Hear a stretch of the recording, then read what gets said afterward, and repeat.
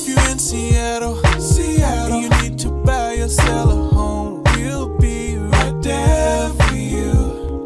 Because we're the realtors that you can trust. So go to ronanddonsitdown.com.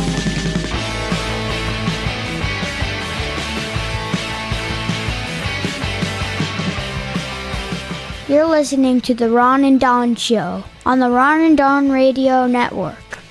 Hey, you guys, what's going on? Happy Friday. Welcome to another edition of the Friday Show. It's the Ron and Don Show live in the Ron and Don Real Estate Studios. We just do one segment, take 10, 15 minutes, talk about something that we're learning in our real estate business right now that might help you if you're thinking about buying, selling, or investing in the real estate market. Don't forget, if you need help, go to ronanddonsitdown.com. We'll sit down with you today virtually. And then a lot of times after we virtually sit down, if we find out we're going to be a good team, then we will come visit your property. Or if you're in a situation where you're thinking about buying, we'll make sure you're connected, because getting underwritten is very important. If you don't know what that means, we can talk more about that in our sit down. But getting underwritten gives you a lot of leverage when you're heading out to buy. And Ron, why is it we always talk about, hey, when you get on the other side of October 31st, from October 31st really to about January 1st or January 15th, that really is a good time to buy if you're a buyer in Seattle or the metro area? Why is that? Well, just think about it. Like, we're a week or so away from the time change happening, which is another story for another day. It's my least favorite day of the year when we switch, run the clocks back, and then it gets dark really early. Everyone starts to plan their holidays. So you have Halloween, which is big for a lot of people. A couple weeks later, it's Thanksgiving. A lot of people go out of town for that, or they got people coming into town. Then right after that is Christmas, Hanukkah, Kwanzaa, all of the holidays. Shaka Khan. Yep. And then you've got the end of the year and all this. Everyone just gets swept up. And this happens in a lot of different industries. And so for most folks, they are not in the mindset of buying a house or selling a house. And the people that are in that mindset, let's talk about sellers first. Most of the time, it is out of necessity. There is a absolute reason for them. They have no other choice but to sell at that time. So it could be a divorce, could be a job transfer, could be a death in the family, could be financial hardship. There is a reason why you have to sell, and you have to sell now. So the inventory on the market tends to go down. The quality of the listings in some ways goes down a little bit, and it's people that have to sell. And so conversely, when you think about buyers that realize, hey, I'm going to forego some family functions. I'm not going to necessarily be as focused on travel or visitors coming into town. I'm going to get all my finances together. I'm going to get in the car when it's raining, then it's dark, and I'm going to go look at houses with a flashlight and a rain jacket on. That person typically is a pretty savvy buyer, and they also want to drive a bargain. They're saying, I'm out here when no one else is out here. I'm out here shopping when everybody else is having a turkey sandwich and watching football games. Therefore, I want more money off. I'm going to an open house, and I don't see anybody else at this open house. Right. Yeah. And so that's the dynamic during those months. And then as we get to the new year and everybody starts to make the resolution, there's a lot of people, their resolution looks something like this. Hey, our family's getting bigger. We need a bigger house. We're going to plan to have a baby this year. My parents are going to come live with us for 6 months. Whatever. We need to get out of this apartment and buy our first house. January 15th, last year, started January 15th, light switch.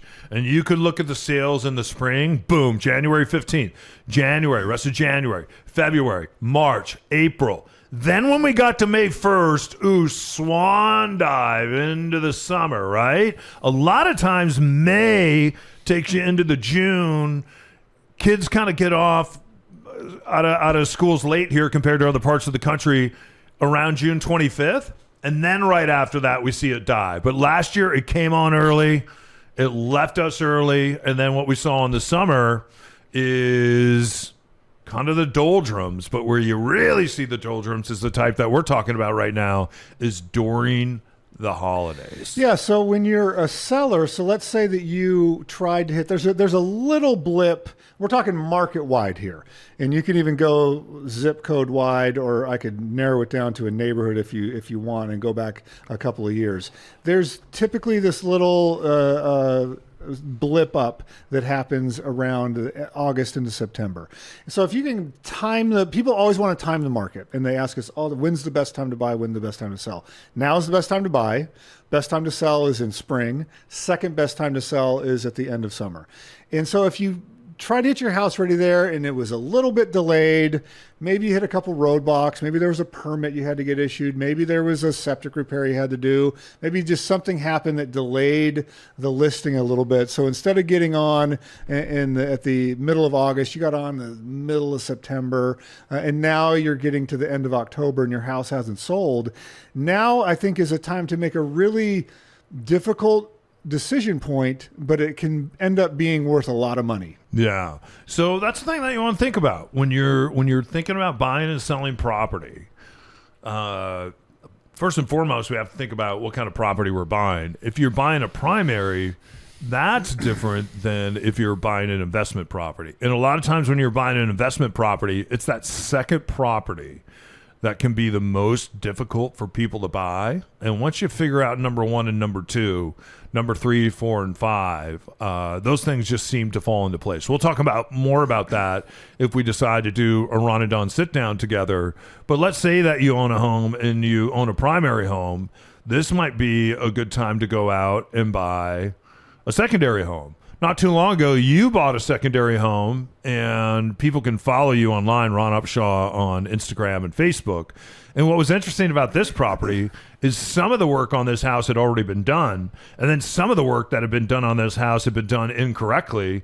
Someone called the city stepped in, and they went, whoa, stop this project. And then you came in with your partner, and you're like, hey, you know what we're going to do? Is we're going to step in and we're going to finish this project. But it hasn't been easy, has it? It's not been easy at all. But the way that I look at it is, if I went to work a job, what would what I consider a good salary to be? And you can pick your own number there, but let's just say for Seattle market, $100,000 in a year. And so working a second job, if you're like, hey, I already have a primary job. If I had a second job, what would a good wage be? Well, you could pick up an extra, whatever it is, $50,000, $40,000, $30,000 a year. That could make the difference for your family. Working this second job on this house has been above and beyond all that, but I just can't spend the money now. So this is future me money when I'm, inventing my side hustle that we talked about in the last episode, is making that money. It's real money. You just can't spend. I can't go buy groceries with that money. And so I'm working this job. You're overcoming the challenges, doing things the right way, knowing that if you're in a neighborhood that will reward that, it's going to be worth it for you in the future. So the house that you just mentioned it's in Queen Anne. That neighborhood rewards things done the right way. When buyers come into a Queen Anne house and they see everything's permitted, everything is above builder grade. What do I mean by builder grade? Builder grade is we walk into Lowe's and you just start picking stuff off the shelf. That's a builder grade house. If you want to go a custom house, like Don has a custom house, that's where everything is very high end. Everything's bespoke. Everything is, waterfall granite and high end appliances. In between that is sort of a range where you're not Johnny off the rack, but you're not, Wolf appliances. If you're in that bandwidth, people will pay for that in Queen Anne. They'll come in and go, oh, nice.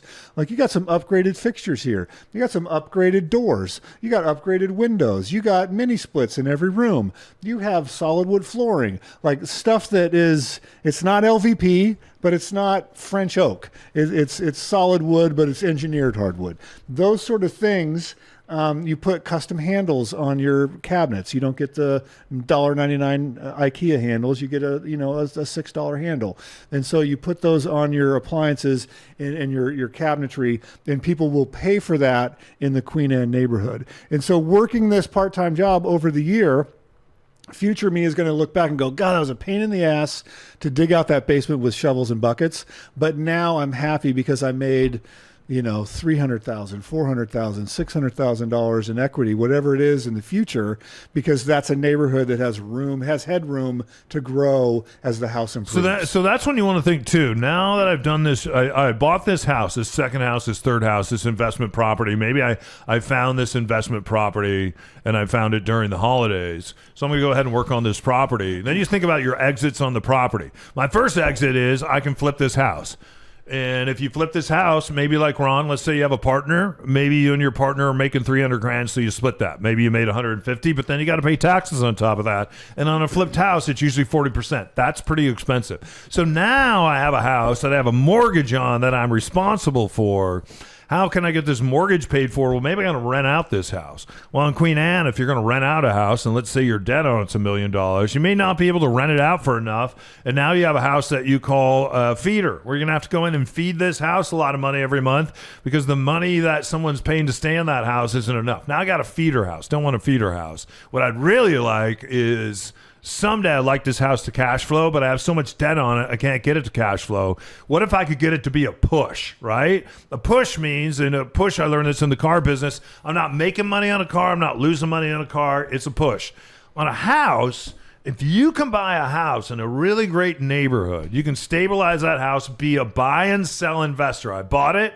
I've invested my time, energy, and money, and now I'm going to buy, invest, but now I'm going to hold. How can I hold this? Well, that's when you go into short-term rental and you say, well, I'm going to put some furniture in here.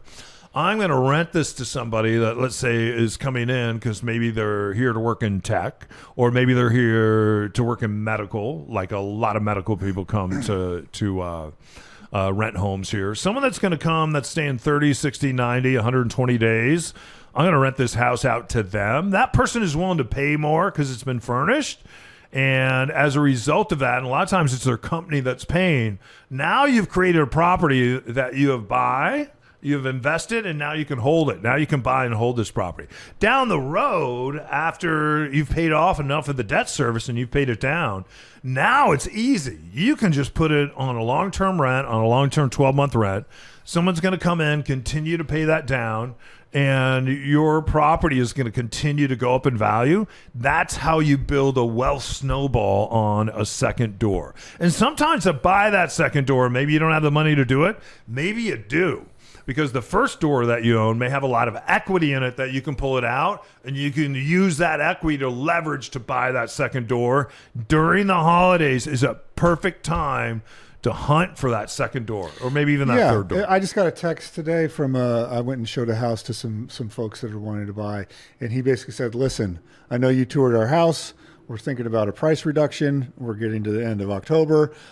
Talk to your people and see if they want to move on this house, because that person is tired of keeping their house in show condition and they want it be gone. Yep. They need it to be gone. So they are putting feelers out. And so that's a telegraph to us that if our people want to buy that house, we're not paying list price.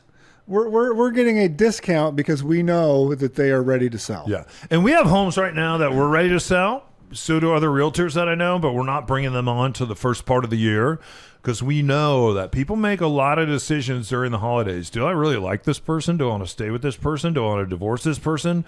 We got together, and my brother and sister finally figured out what we're going to do with mom and dad's place, or we really want to go out and buy that vacation home as a family. I don't have a place to park my new tractor trailer that I bought on the side of this house. I need a bigger garage. Yeah. So anyway, people make a lot of real estate decisions, and homes will be filled back up in the springtime, and you're going to be paying top dollar in the springtime. That is not the time to go out and buy a house that you want to invest in. The best time is during the holidays, and then the summer months, and then the fall, and last is the spring. So, any questions? Matt, any questions on that? I think we covered it, didn't we? I think you covered it. Yeah. So if you want to talk more about buying, selling, investing, being a buy, invest, and hold, how are we going to hang on to this? Someone at this table owns a number of long-term, mid-term, and short-term rentals, and we can show you how to do that as well in our Run and Done sit-down. We've done that for a lot of folks, all right? Because acquiring all this can kind of be menacing, but if you have someone to kind of show you a way, that's why we're here to help. We often say the transaction isn't when the deal is done, It's usually 2, 3, 4 years down the road when the house is done that you ended up buying, that now you're either living in or you're using that as an investment property. So if you need us, just reach out for a Ron and Don sit down. Yeah, ronanddonsitdown.com. You can book a meeting right there, or just email me, ron@ronanddon.com, and we will meet you where you're at. Yeah. Thanks to Matt today, Grace, my son who's our station voice, our good friend Charlie. He's Ron. I'm Don. Till next time, keep your head up and your shoulders back, and don't forget, you've been listening to the Ron and Don Show, all right, on the Ron and Don Radio Network. Well, that's it. Show's over. We'll see you next time on the Ron and Don Radio Network.